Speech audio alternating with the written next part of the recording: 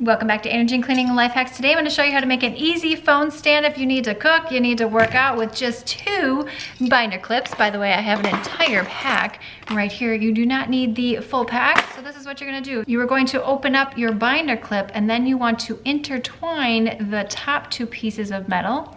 And then you want to make sure that this little part is resting against here. Can you see that? Look. All directions. Now this phone here is big. This is a heavy phone. This is super old. So if it can hold this big phone, it's probably gonna be able to hold any phone that you have. So here we go. You're gonna need to set it horizontally like so. I'm gonna go ahead and gently place that on there. And there we go.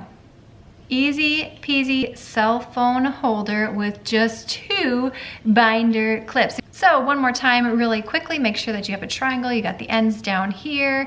This is facing this way or whatever direction that you want. Open it up. You are going to go ahead and intertwine the top 2 pieces of metal right here.